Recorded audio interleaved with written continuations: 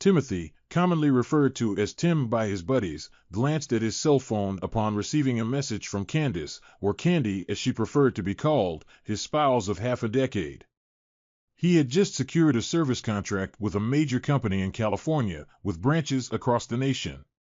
He anticipated that his boss, Jake Hudson, would be thrilled as this contract signified significant expansion for his IT firm and a considerable boost in his salary.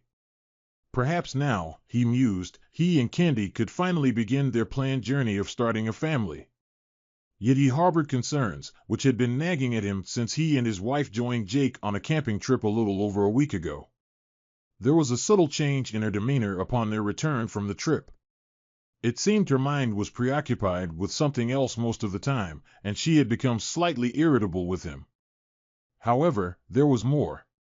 Upon returning home and tossing their clothes in the hamper, he noticed something unusual in the gusset of one of her underwear. Picking them up, he observed that something had solidified with a distinctive odor. Suddenly, realization struck him, and he felt as though his entire world had crumbled. He didn't know whose fluid was in her underwear, but he vowed to uncover the truth. Aware of an upcoming trip to the West Coast, he consulted a lawyer to explore his options. If Candy was indeed unfaithful, he reasoned it would spell the end of their marriage. "Are you certain your wife is being unfaithful?" Ruby Hawkins inquired. Ruby, specializing in family law and divorce, came recommended by a friend who had recently divorced due to infidelity. "Not entirely," he admitted, "but I need certainty, and if she is, I want a divorce." "Well," Ruby began, "most divorces in this state are no fault. You could file on grounds of infidelity, but you'll require solid evidence like photos or video." "Exactly," Tim queried. Ruby affirmed, "If you wish, I can have an investigator monitor her activities to confirm." "Please do," Tim replied. "What should I expect in terms of divorce proceedings?" "Given she earns roughly as much as you do with her teaching job, there's a chance we can avoid alimony," Ruby explained. "With no real estate or children, assets would likely be split evenly. Your retirement stays yours, and so does hers. If she is indeed cheating, we'll use that as grounds and leverage any evidence we gather for a favorable outcome. I'll start compiling the necessary paperwork and we'll proceed once we have evidence." "All right," Tim agreed. "Go ahead. I'll be away for about 3 days, which I reckon is when she might act." Ruby enlisted her investigator, Marvin Johnson, who proposed Tim install a tracking app on Candy's phone. Additionally, he provided Tim with a device for recording landline calls and an audio recorder to conceal in Candy's purse. Tim despised resorting to such measures but felt compelled to uncover the truth. There were other indicators too. Since the camping trip, Jake seemed more arrogant and disdainful than usual, as if he held some secret knowledge. During the week, Candy drove him to the airport, bidding him farewell with a kiss. He assured her he would call her that night after dinner. She responded affirmatively and wished him safe travels. On the first night away, as agreed, he called Candy, only to be surprised when she mentioned she'd be working as a waitress at a party Jake was hosting that evening. According to her, there was an emergency as one of the original waitstaff fell ill, and Jake requested her assistance. Tim hadn't been informed of such plans by Jake. Candy explained that Jake promised her $150 for the evening, which would be helpful since she wouldn't be returning to work for a couple of weeks. Tim knew classes would resume soon, and he understood she could use the extra money, but he felt uneasy. He questioned her decision, to which she replied affirmatively, expressing her love for him before saying good night.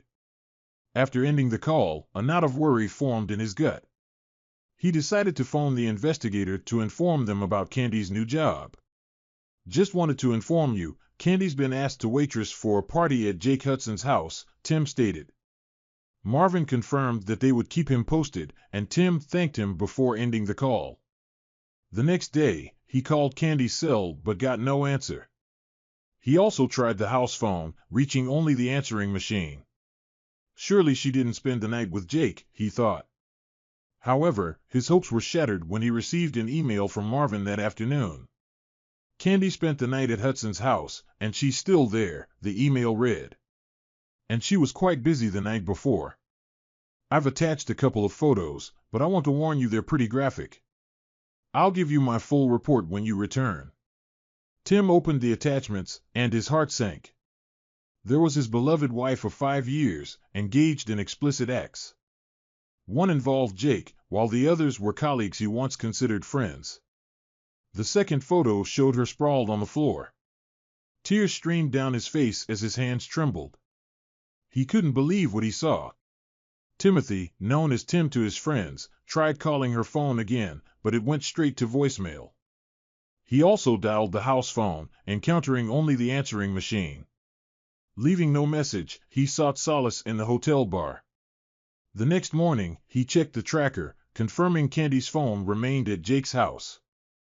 Marvin verified this assumption with an email containing more photos, including a disturbing scene involving Jake, his son Mike, and others from Jake's IT firm. He once trusted them all, but not anymore. He didn't recognize the other 3 men and assumed they were Mike's friends.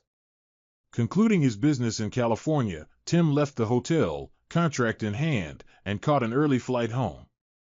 Arriving home, he noticed Candy's car was gone.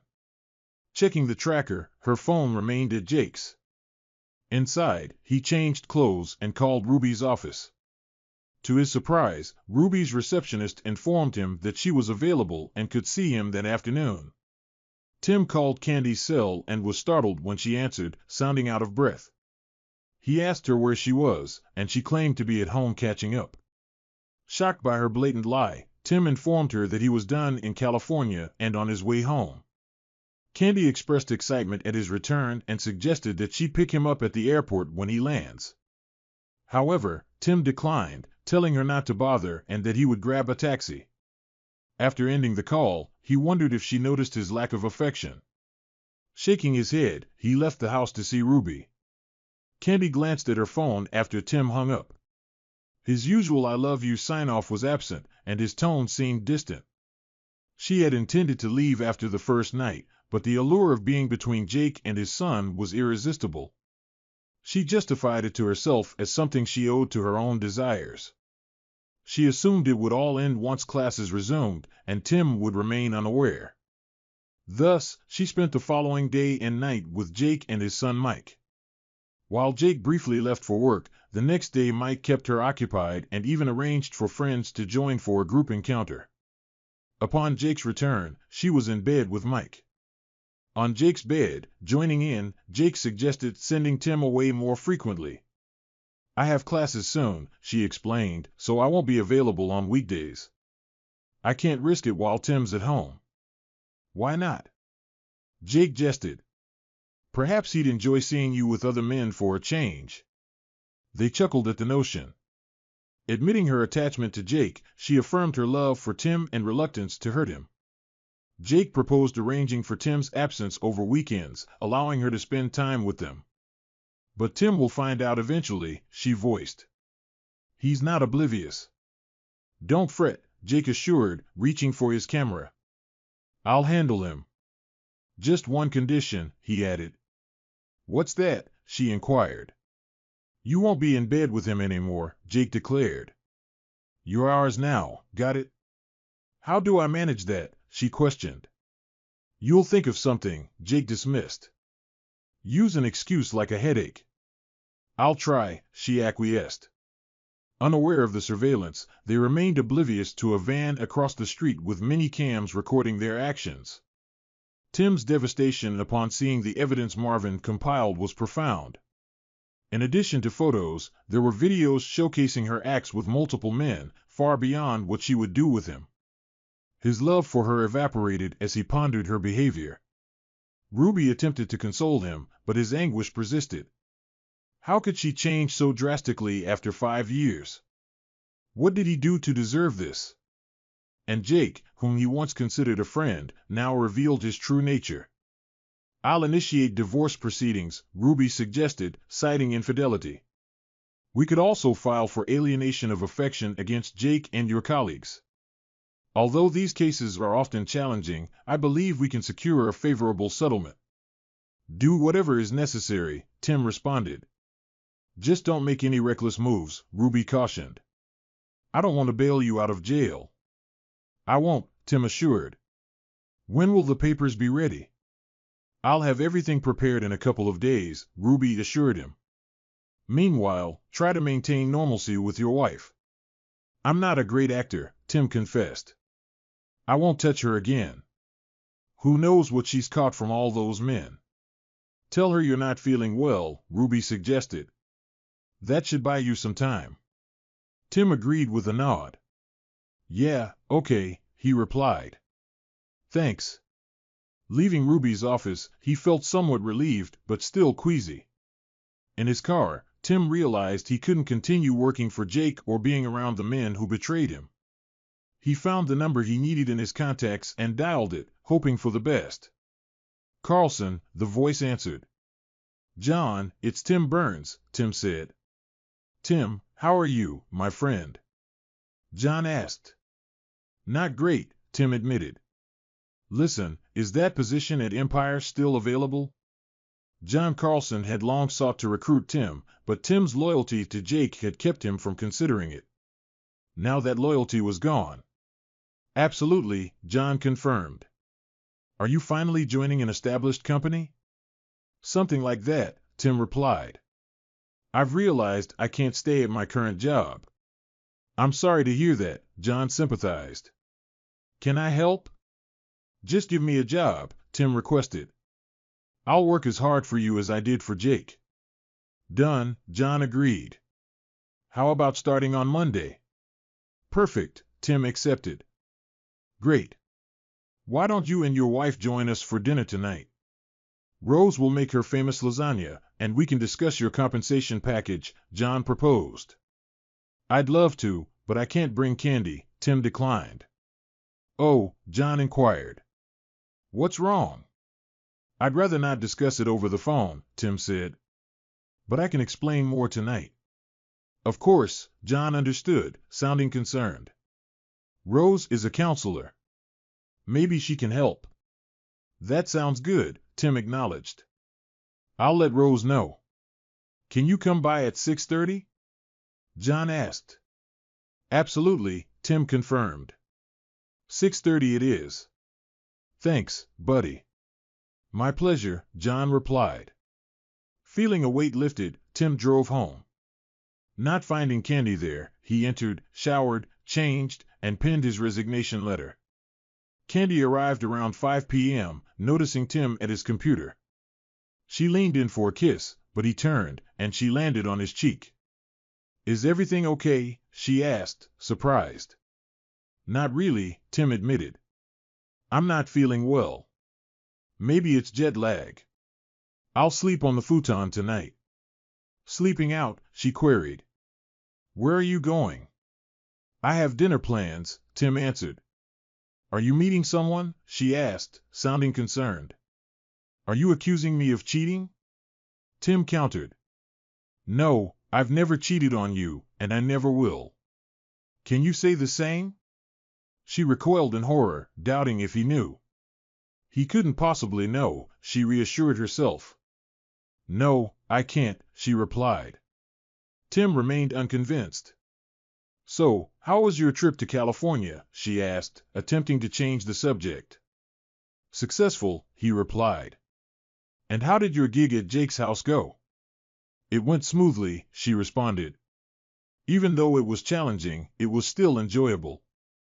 I can imagine, he remarked, his voice devoid of emotion. Glancing at his watch, he decided it was time to leave. I should get going, he informed her, saving his work and shutting down his computer.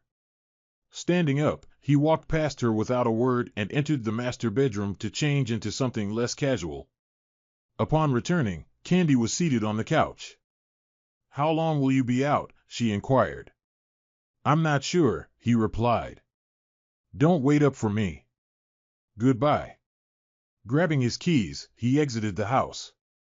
She couldn't help but notice that he didn't kiss her or say he loved her as he always did when leaving. After seeing his car depart, she picked up the house phone and dialed Jake, unaware that their conversation was being recorded. Jake, I think he suspects something, she confided. What makes you think that? Jake queried. He wouldn't touch me at all, she explained. He always gives me a kiss and says he loves me, but not today. He seemed distant and just left, mentioning a dinner appointment. Really? Jake responded. Did he mention with whom? No, he didn't, she admitted. Jake, what if he knows? What if he plans to leave me? Then so be it, Jake scoffed. You can always stay with us. And as for Timmy boy, I'll keep him busy enough that he won't be home much. But I don't want to lose him, Candy lamented.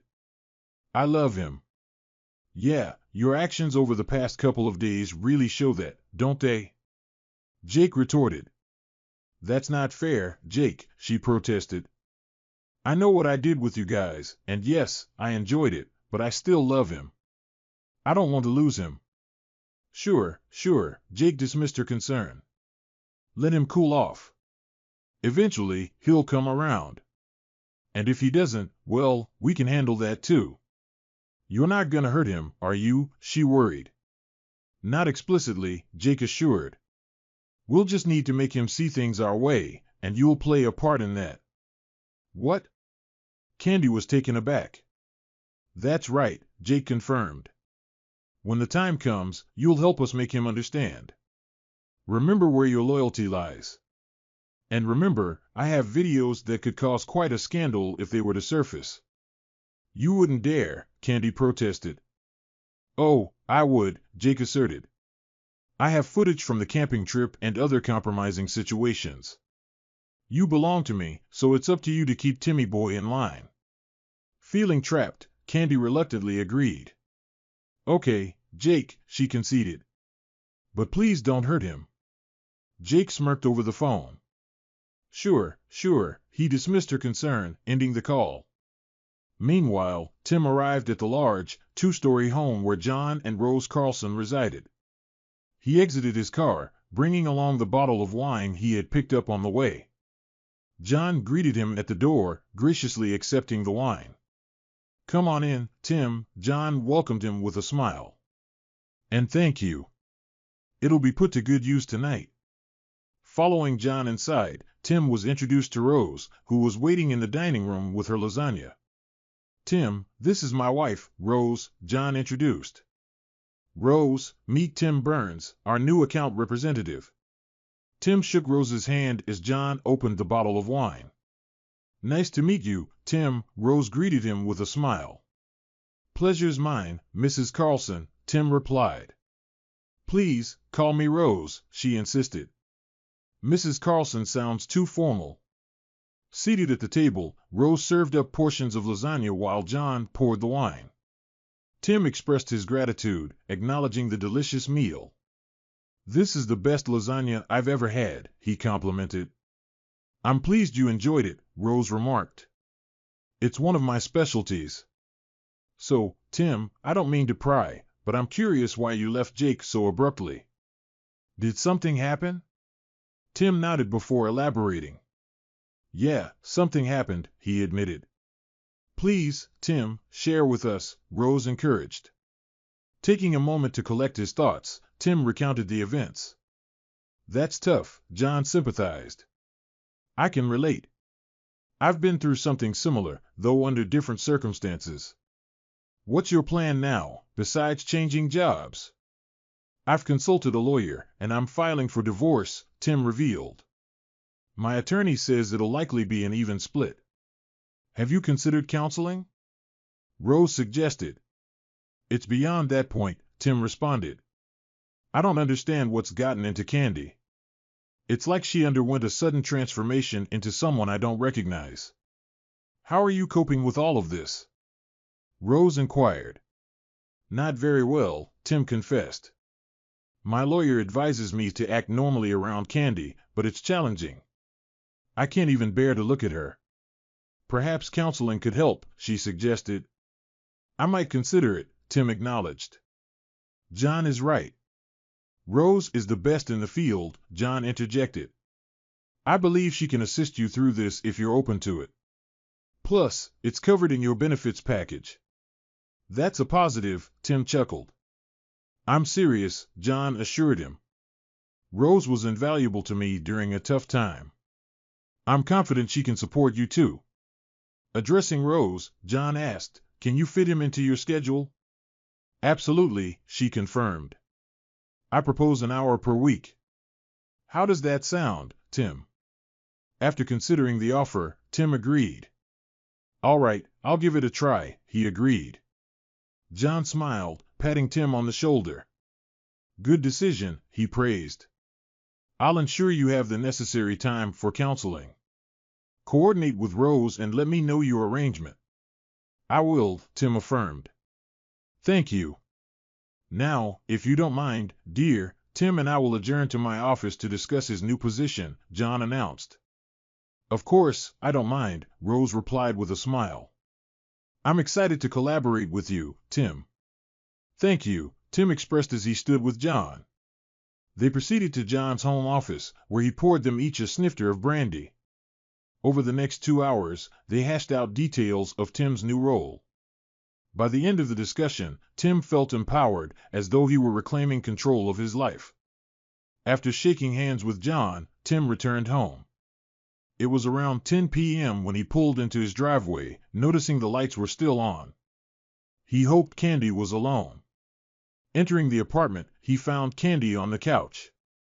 "How did your meeting go?" she inquired. "Very well, thank you," he replied. "Now, if you'll excuse me, I'm going to bed. Good night." Retreating to the second bedroom where his computer was, Tim began undressing. "Are you sleeping in here now?"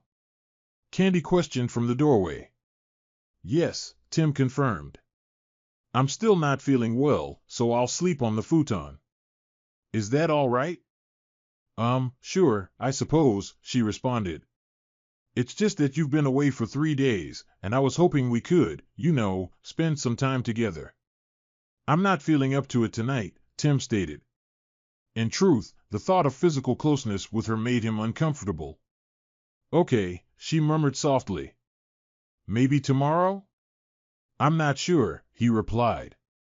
"We'll see." Nodding, she turned away, pondering whether he knew anything about her recent activities.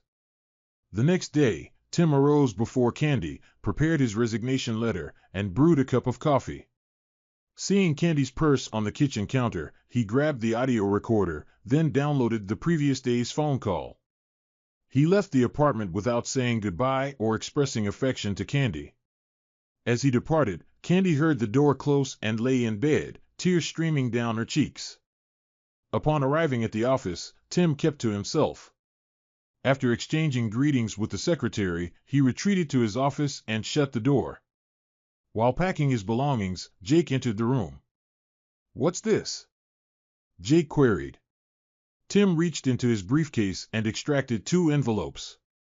"One contains the signed contract from California," he explained, "and the other holds my resignation, effective immediately. I expect a bonus for securing the California account and my final pay, including my remaining vacation time." "Resignation?" Jake exclaimed, taken aback. "Why are you leaving?" "I need you." "Seriously?" Tim retorted. "You honestly don't know why? You think I'm naive?" "I'm not. Frankly, certain revelations have surfaced, compelling me to resign. I've secured a position with another company. I'll be leaving here shortly, then heading to HR." "Wait, Tim, can't we discuss this?" Jake implored. Tim shook his head. "There's nothing to discuss, Jake," Tim asserted. "I'm done. Finished. I once considered you a friend, but you betrayed me and ruined my marriage. Find someone else to deceive." "So, this is about that?" Jake probed. "Just so you know, your wife willingly engaged in closeness with me," Jake divulged. "We don't need to let that ruin your career. Just go with the flow for now. Let Candy explore her desires. When she's done, she'll return to you." "You're despicable, aren't you?" Tim accused. "You expect me to accept that? By the way, how long have you been involved with her?" "The first time was during the camping trip," Jake confessed. "On the second day, While you and others were skiing, she initiated it in your tent, claiming I was superior to you. Then she begged me to have love-making with her. Remember when you suddenly sent me away to handle something at the office? You wanted me out of the way to be with my wife. Tim realized, yeah, so what? Jake shrugged. But Tim wasn't done. And hiring her as a waitress at your party was just another ploy to sleep with her, right? Correct, so what? Jake reiterated. Tim halted the audio recording he had secretly initiated when Jake entered. Thank you for your confession, Tim declared. Now, if you'll excuse me, I'm finished packing. I'll head to HR and be on my way. Wait, Jake protested. You can't use that recording. We'll see, Tim remarked. I'm leaving. Goodbye, Jake. Rot in hell. Wait, you forgot something, Jake said, holding up a photo of Candy from Tim's desk. I didn't forget, Tim replied. I don't want it. If you and your son are so keen on her, she's all yours. I'm done with both of you. Goodbye. With that, he exited the office, leaving Jake bewildered. How did Tim discover what had happened between Candy, him, and his son? Jake pondered.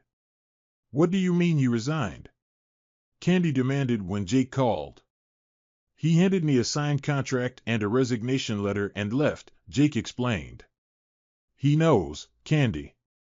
I don't know how, but he knows. What did you tell him? She inquired. The truth, Jake admitted. I told him about the first incident on the camping trip. You fool, she scolded. And? Jake prompted. So, I told him everything, Jake admitted. He even left the photo of you he had on his desk. Great, she sighed, tears streaming down her face. What now? She asked. Not my concern, Jake shrugged. He's your husband. Handle it. Unless you want me to come over and enlighten him. No, she refused.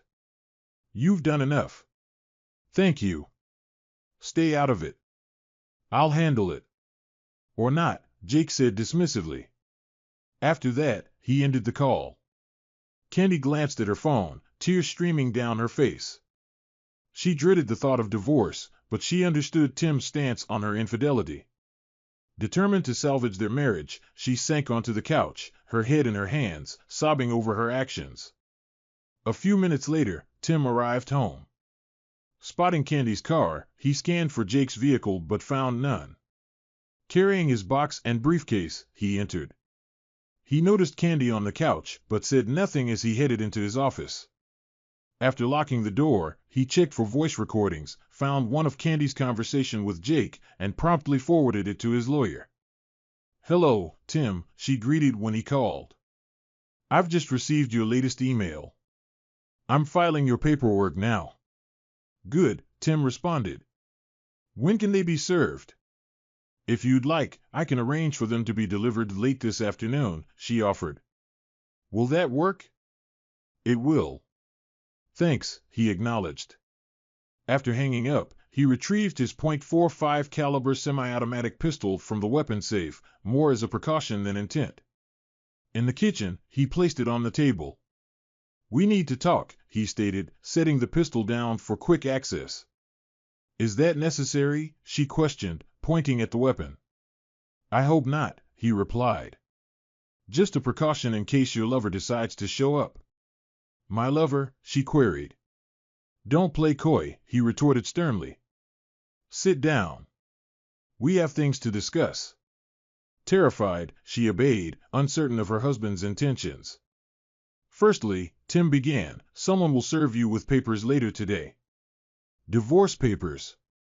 Candy gasped. Why? I don't want a divorce. I love you. Bull, Tim countered. I know about you and Jake, his son, and others you've been with lately. So, I filed for divorce due to infidelity. Infidelity? She objected. You have no proof. Tim smirked, revealing an envelope containing time-stamped photos showing her with multiple men, including Jake. I also have video and audio, Tim added. Interested? She shook her head, realizing it was futile. Good, he said. Given the circumstances, I've been more than fair. No support, half the bank funds split, each keeps their retirement, and you keep your belongings. I've canceled your credit card and have a check for your share. Also, a restraining order mandates you stay 500 feet away from me, my home, and my workplace. You have until being served to pack. You're kicking me out, she whimpered, tears flowing. Essentially, Tim confirmed. What if I contest, she ventured. Tim chuckled. Not wise, he cautioned. Think of the consequences if these photos surfaced. Think about your job. You wouldn't dare, she protested. Wanna bet? Tim challenged. Candy hesitated before admitting defeat. No, she conceded. I can't risk it. I need my job.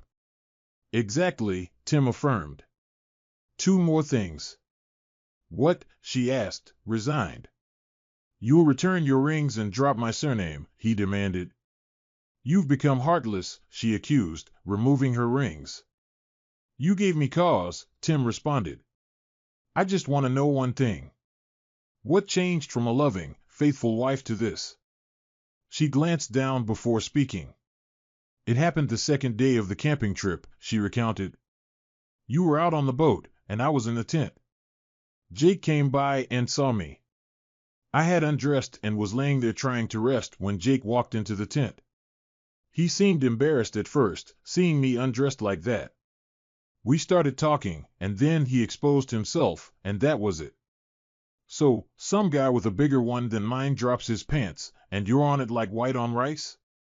Tim remarked. And that's all it took for you to become a cheating fancy woman. How many times did you sleep with him on that trip? Twice, she admitted. The first time when you were out water skiing, and the second time when Jake sent you back to the office. Tim shook his head and gestured at the photos. I see that none of your lovers used any protection, he observed. Weren't you worried about getting pregnant or contracting something? I'm still on the pill, she defended. That doesn't eliminate the risks, Tim shook his head and gestured at the photos. I see that none of your lovers used any protection, he observed. Weren't you worried about getting pregnant or contracting something? I'm still on the pill, she defended. That doesn't eliminate the risks, Tim pointed out. You could still get pregnant or contract a disease. Was that what you were aiming for? Oh God, no, she insisted. Tim shook his head. You know, in all the time we've been together, I've been hit on a lot by women who look much better than you, he confessed. I turned them all down because I believed I had a loving and faithful wife at home whom I'd never betray. But you didn't even consider the consequences. You didn't care about my feelings. All you wanted was pleasure. I hope it was worth it to you. Now pack your things. I expect you gone once you're served. Tim, please, she pleaded. Can we get some counseling, please? I'll never do it again, I promise. Can't you forgive me this time? I will never forgive you for what you've done, Tim declared, his expression harder than she had ever seen before. From the moment Jake dropped his trousers, you willingly betrayed me, and I can never forgive that level of betrayal. But don't you love me enough to work through this? She asked. He shook his head. No. Right now, I can't even look at you, he admitted. The sooner you're out of my life, the better. Now start packing. Whatever you leave behind will be disposed of. Sobbing, she stood up and went into the master bedroom to pack. Tim watched as Candy brought out bags full of items. She stopped once and looked at him. Can you at least help me take these to my car? She requested. Nope, Tim refused. You're on your own. And remember, anything left behind will be discarded or donated. She carried the bags to her car and returned for more. Exhausted, I can't fit anything else, she admitted. Can I return for the rest later? No, Tim reiterated. You won't be allowed back. Ask your parents to collect your belongings, or I can hold off disposal for a few days. Thank you, Tim. I appreciate that, she acknowledged. Oh my God, I just thought, what will I tell my parents? Try the truth for a change, Tim suggested. Tell them you cheated on me with my boss and others, and I had to ask you to leave. Seriously, she questioned. They'll disapprove regardless, Tim asserted, but it'll be worse if you lie or sugarcoat it. You know how they feel about dishonesty. At that moment, a knock sounded at the door. I believe that's for you, Tim remarked. Candy approached the door cautiously and found a sheriff's deputy standing there. Are you Candace Burns? He inquired. She affirmed, yes, that's me. May I see some ID, please? He requested. She retrieved her driver's license and presented it to him. After verifying it, he returned it to her and handed her an envelope. You've been served, ma'am, he informed her. Additionally, there's a restraining order mandating you to vacate the premises immediately. You can sign the divorce papers now if you wish. She nodded and retrieved the divorce documents. After reviewing them, she asked for a pen and signed them. I'll deliver this to the attorney, he assured her. You need to leave now. If you attempt to return, you'll be arrested.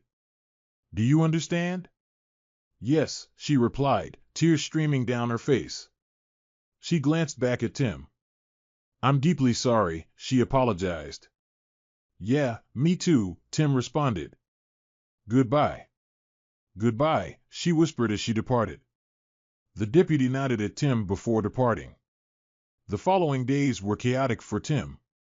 Candy made no attempts to contact him, but Jake left 2 threatening voicemails on the house phone. Damn it, Tim, I know you're there, he yelled. If you don't drop this lawsuit, I'm coming to kick your ass. Tim smirked, saved the voicemail, and forwarded it to Ruby, who notified the local sheriff's department. Candy's parents also called, asking if they could retrieve more of her belongings. Sure, just make sure she's not with you. There's a restraining order against her, Tim informed them. Okay, George, Candy's father, sighed. When George and Candy's mother arrived, they collected her remaining items and urged him to reconsider the divorce. Tim, she made a mistake. Can't you forgive her and take her back? She loves you, Candy's mother pleaded. What did she tell you, Bernice? Tim inquired. She admitted to messing up with your boss, Bernice replied. And that's all? Tim pressed. Yes. She didn't go into details, and we didn't pry, Bernice explained. Tim retrieved the envelope containing the photos and SD cards and showed them to Bernice and George. They were appalled by what they saw. I had no idea it was this bad. I'm sorry, Tim. I don't blame you, Bernice expressed. George's anger was evident. I'm going to have a serious talk with our daughter, he vowed. Have you done anything else with these photos? He asked Tim. Tim shook his head. Not yet, but I warned her not to contest the divorce, he disclosed. They sympathized with him before finishing packing Candy's belongings. 30 minutes later, they bid Tim farewell with a warm hug and departed. Later that day, as Tim watched TV, another knock sounded at the door. Glancing through the peephole, he saw Jake, Mike, and 2 former colleagues. He retrieved his pistol from the weapon case, called emergency, and held the weapon behind his back, barely opening the door before they barged in. He confronted them with the firearm. We're going to smack you up, Jake threatened. Tim pointed the weapon at Jake, causing them to pause. You really want to test me? Tim challenged. Just so you know, I've already called emergency, and the police are on their way. If you're here when they arrive, you'll be arrested for violating the restraining order. Tim, he's serious, one of the men cautioned. Jake hesitated, then turned to Tim. Suddenly, they heard a siren nearby and saw flashing red and blue lights. Yes, Jake, I mean it, Tim affirmed. As they turned to depart, 2 imposing, uniformed police officers appeared at the door. Tim lowered his pistol. Please, sir, put the weapon down, one officer instructed. Tim complied, placing the pistol on the kitchen counter. Sir, These individuals are violating a restraining order, Tim explained. They forcibly entered my apartment and issued threats. I request their arrest. Do you have a copy of the order? Inquired the other officer. Tim nodded. Yes, officer, I do, he replied, retrieving an envelope from the counter and handing it to the officer, who carefully examined the document. After a brief inspection, the officer returned the order to Tim and turned to the four men. Turn around, hands behind your back, the officer ordered. The men glared at Tim as the officers handcuffed them and read them their rights. Once restrained, one officer addressed Tim. Do you possess a license for that firearm? He inquired. Yes, I do, Tim confirmed. Would you like to see it? He then displayed his wallet, revealing the firearm license card and his NRA firearms training card. The officer nodded after inspecting the cards. All right, he acknowledged. Just be cautious with that weapon, understand? I understand, officer. Thank you, Tim acknowledged. The following 3 months passed swiftly for Tim. He found greater satisfaction working at Empire than he ever did under Jake's management. Weekly counseling sessions with Rose aided him in managing his trust and anger issues. Simultaneously, he joined a gym, exercising 3 days a week. Additionally, he enrolled in martial arts classes, primarily for mental discipline.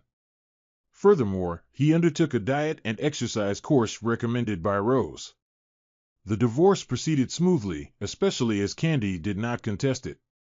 However, the alienation of affection lawsuits encountered some complications. While 2 of them were dismissed, as Ruby had warned, the case against Jake took an unexpected turn. After reviewing evidence and financial disclosures, the judge ruled in Tim's favor, ordering Jake to pay $1 million in restitution. The judge expressed strong disapproval of Jake's actions. Mr. Hudson, your conduct in this matter is utterly reprehensible, the judge admonished. Not only did you exploit a man who considered you a friend, but you also mistreated your authority as his employer to deliberately ruin his marriage and family. Moreover, you repeatedly violated the restraining order against you.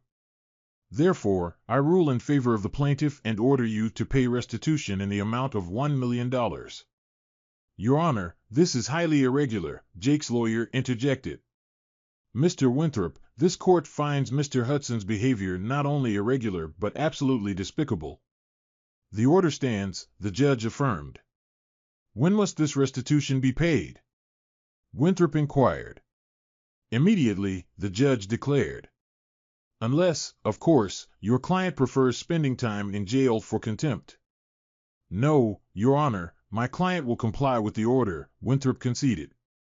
Very well, the judge concluded. And may God help you if this check bounces. Case closed. With a gavel strike, the hearing concluded. Jake wrote a check, which his attorney passed to the bailiff. After the judge acknowledged the check, it passed to Ruby, who then handed it to Tim. To Tim's surprise, the check cleared the bank, and he compensated Ruby her portion of the judgment. While employed at Empire, Tim was approached by several of Jake's clients. Word of the lawsuit had spread, and numerous businesses were hesitant to engage with someone who actively sought to wreck another man's marriage. They viewed such behavior as indicative of a lack of trustworthiness. Tim speculated that at the current rate, Jake would likely be out of business within a year. Throughout this period, Tim declined to date despite being approached by several pleasant women at work. He considered himself married until the final decree was granted. Only then would he entertain the idea of pursuing a relationship. Upon receiving the final decree, Tim celebrated with colleagues, including a lap dance from a generously endowed stripper. A couple of months after the divorce was finalized, Candy's mother called Tim. Tim, it's Bernice. Can we talk for a few minutes? She asked. Of course, Bernice, he responded. What's on your mind? It's about Candy, she revealed. She's tested positive for HIV. I'm sorry to hear that, Bernice, Tim sympathized. But honestly, I'm not surprised. Besides, we're officially divorced now, so there's little I can do. She's not covered by my insurance, and I'm not responsible for her. I understand, Bernice acknowledged. I was hoping you could spare a few minutes to talk to her. I suppose I can, though I'm unsure of its benefit, he conceded. Thank you so much, Bernice expressed her gratitude. Tim drove to Bernice and George's residence and was taken aback by Candy's gaunt appearance. She approached him, but he gestured for her to remain seated. With a heavy heart, she complied, inviting him to sit on the couch. You're looking well, Tim, she remarked. Better than I remembered. How have things been for you? Things have been good, Candy, he replied. New job, new friends, and a fresh perspective on life. How about you? Not great at all, she confessed. You know about my HIV status? That's what your mother informed me, he confirmed. I'm sorry to hear that, but frankly, I'm not surprised. Do you know when you contracted it? I believe it was during one of my encounters at Jake's, she admitted. I engaged in unprotected lovemaking with multiple partners that day. Does Jake know? Tim questioned. She shook her head. Not yet, she admitted. But I'll have to inform him so he can get tested. I doubt he'll take it well. No, probably not, Tim agreed. Listen, Tim, I want to apologize to you one last time. I hope you can find it in your heart to forgive me for what I've done to you. I now realize the devastation my actions caused. I could have declined at any point, but I didn't. I was foolish and selfish, allowing my desires to override my better judgment, and now I'm facing the consequences. You were the best husband and lover I could have asked for, and I squandered it all for a fleeting pleasure. I know you despise me, and you have every right to, but I don't want to depart this world without your forgiveness. Tim pondered her words carefully. It was the first time she took ownership of her actions and acknowledged their impact on others. Though he could continue holding a grudge, he remembered his sessions with Rose. Grudges wouldn't help him move forward. With a nod, he responded, All right, Candy. I forgive you. She burst into tears as she sat in her chair. Tim contemplated embracing her but decided against it when she waved him away. Thank you so much, Tim, she said, tears welling in her eyes. That means more to me than you know. Listen, I want you to find a woman you can love and trust. Marry her and have children with her. I'm done, I'm finished, but you have your whole life ahead of you, and you deserve to be happy. Thank you, he replied. I'll do that. And if you ever want to just talk, let me know, okay? She nodded, wiping away her tears. I will, Tim, she assured him. Thank you for coming over and talking with me. I've missed you so much these last few months. I've missed the woman I married, Tim said calmly. How are things with Jake and Mike, by the way? She shook her head. Not good, she admitted. He's gotten very abusive lately. He didn't take losing to you in court very well. You probably know his business is taking quite a hit lately. I've noticed, Tim acknowledged. Has he hurt you physically? Not yet, but he's very volatile, she replied. Do you want me to be with you when you tell him about your diagnosis? Tim offered. No, but thanks for asking anyway, she declined. This is my responsibility, and I need to handle it. You know, I keep thinking that if I had just told him to leave that first day at the camping trip, we'd still be together. That's quite possible, Tim conceded. But I have a feeling it would have happened at some point anyway. He'd been after you for quite a while. I think you're right, she agreed. Listen, I'm getting really tired, and I need to rest before I go back. Thank you for coming over. It really does mean more to me than you know. You're welcome, Candy, he said. And remember, call me if you just want to talk or something, okay? She weakly nodded. I will, she promised. Goodbye, Tim, she added. Think of me every once in a while, okay?